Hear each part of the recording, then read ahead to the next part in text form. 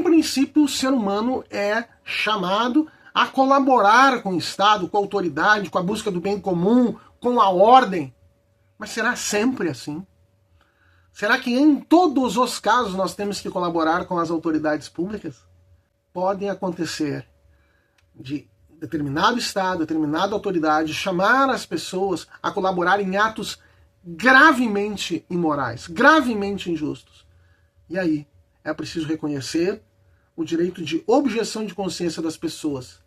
E mais, é preciso salvaguardar esse direito, porque será um dever negar-se a colaborar com o Estado. Vamos ver juntos.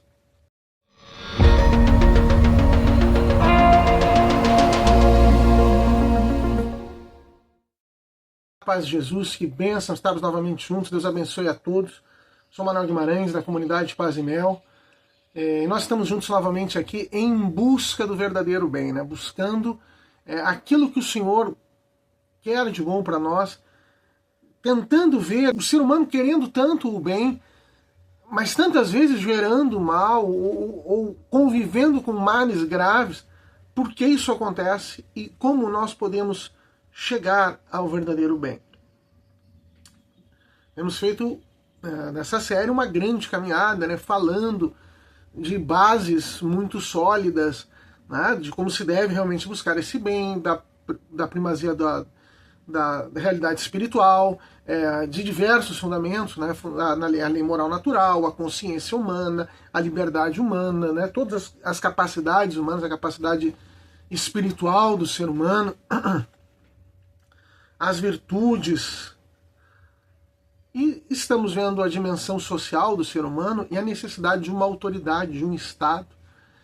Vimos que o Estado, ele é um bem, ele é intrinsecamente bom, é bom que exista o Estado, mais do que isso é necessário.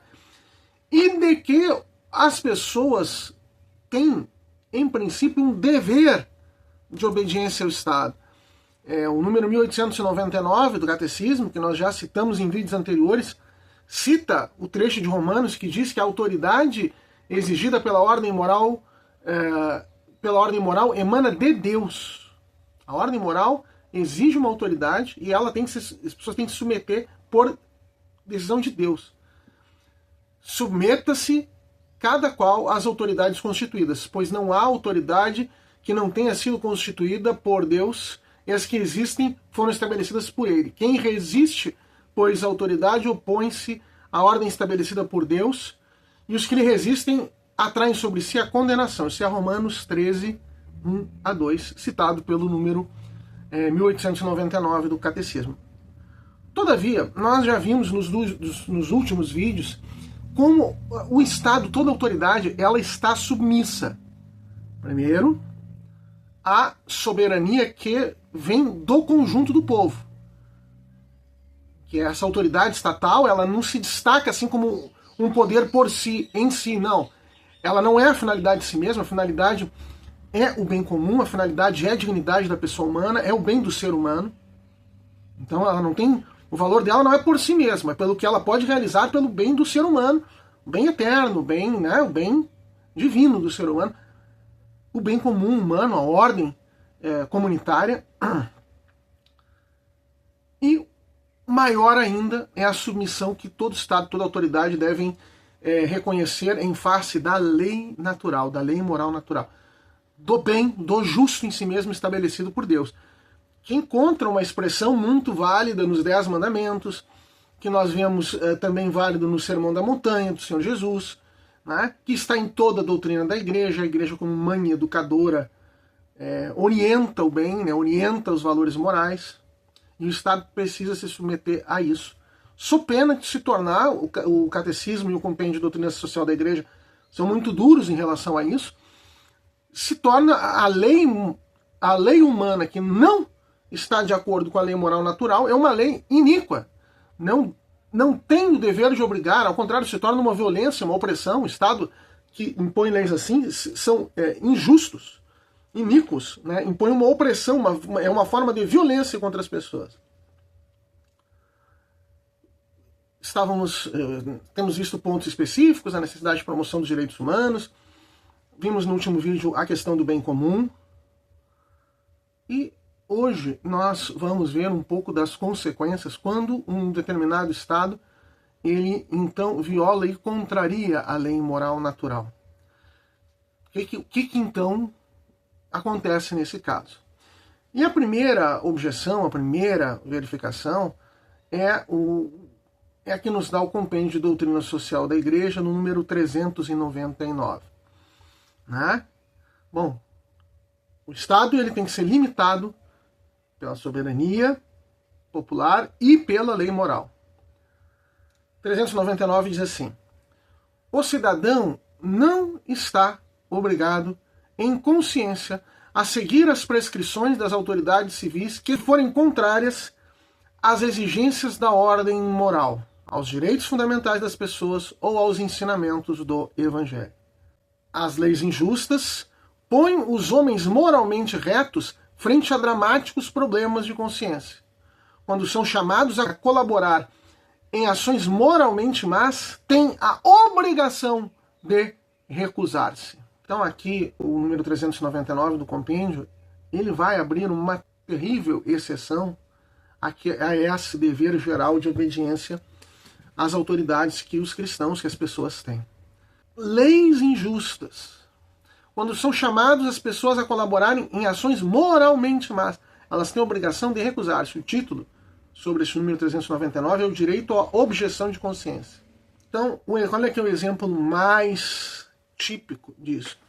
É um exemplo chamado, por exemplo, quando um Estado quer obrigar que médicos ou profissionais de saúde participem de procedimentos que interrompam a vida humana no ventre materno, que provoquem a morte de nascituros, a morte dos bebês no ventre materno. Os médicos, profissionais de saúde cristãos, eles têm o direito à objeção de consciência, o direito a, reconhecendo que isto é uma grave violação dos direitos humanos, que isso é um ato moralmente mau, gravemente mau, eles têm o direito de se oporem e de não participarem de tais atos. E todo o Estado tem que reconhecer esse direito. Quando não reconhece, nós vamos nos aproximando de uma tirania nessa seara. Da mesma forma, por exemplo, quando também profissionais de saúde e médicos cristãos se veem obrigados a, por exemplo, fazerem cirurgias de mudança de sexo de crianças e adolescentes. Nós temos essas questões, elas não são só teóricas, elas estão acontecendo no mundo todo, no Brasil e no mundo todo.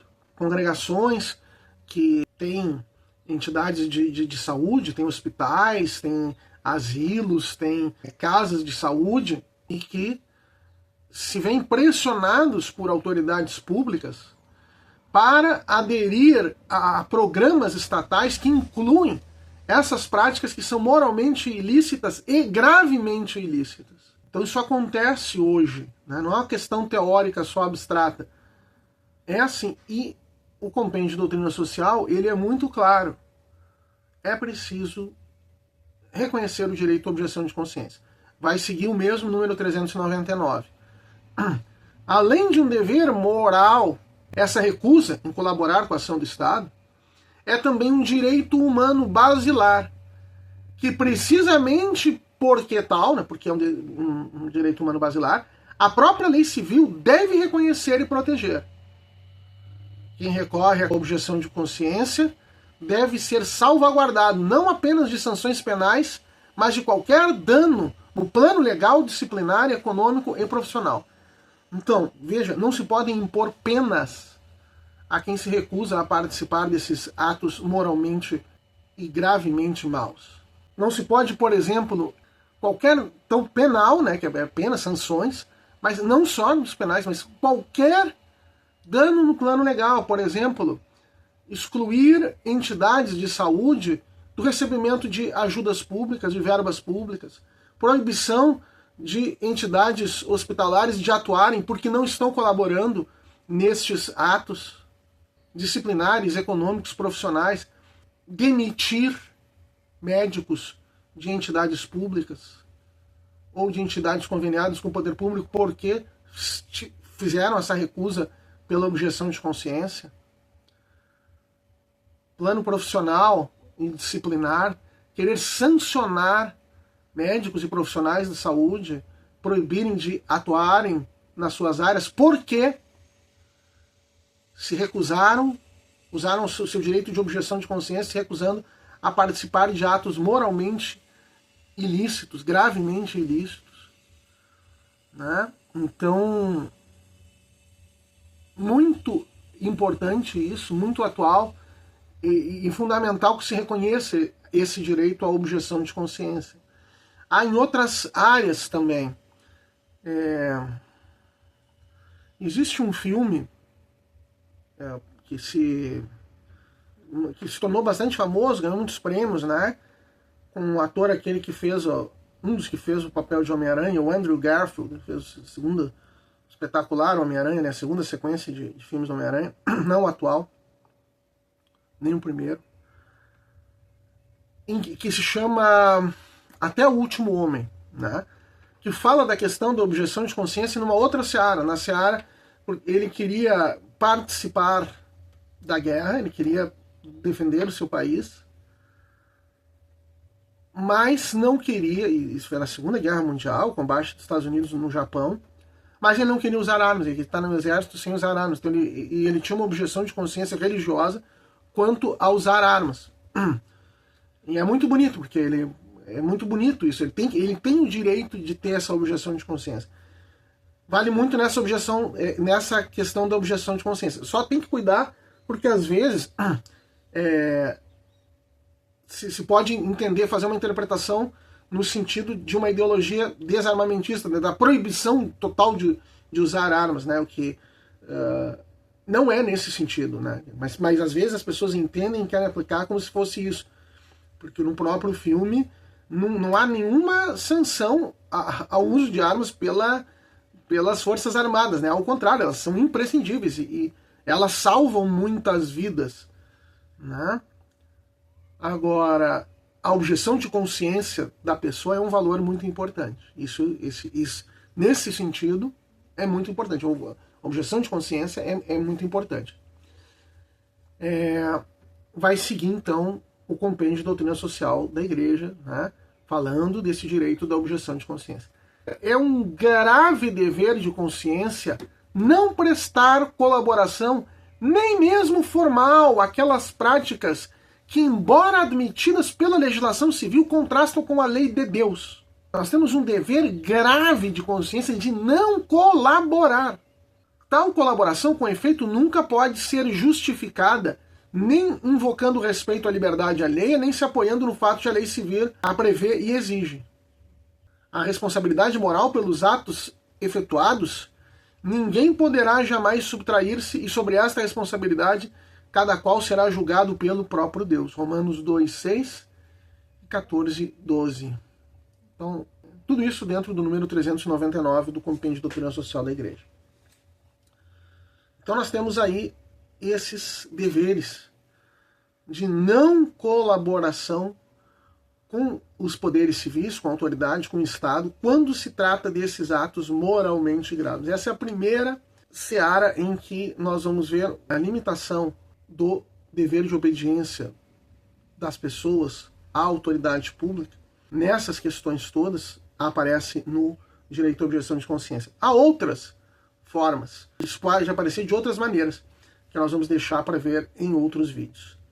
Tá bem? Se você gostou, curta, compartilhe, divulgue, se inscreva no canal, comente, dê a conhecer a outros, né? Publique, enfim, reposte. Conheça as nossas séries, né? Que nós estamos em busca do verdadeiro bem, nós temos os tesouros da igreja, nós temos a urgência da mensagem de Nossa Senhora de Fátima, com todos os pedidos simples de Nossa Senhora, que são os pedidos de Jesus Cristo sempre, e as graves consequências do seu não atendimento. Nós estamos recomeçando a repostar aqui os vídeos da urgência de Nossa Senhora, da mensagem de Nossa Senhora de Fátima, né? Todas as coisas gravíssimas que aconteceram no século XX, no nosso tempo, por não se atender os pedidos de Nossa Senhora. Também as aparições marianas, né? A aparição de Santa Catarina Labouré, os desafios para o cristão no século XXI. Vamos seguindo. Venha conosco. Deus abençoe e até a próxima.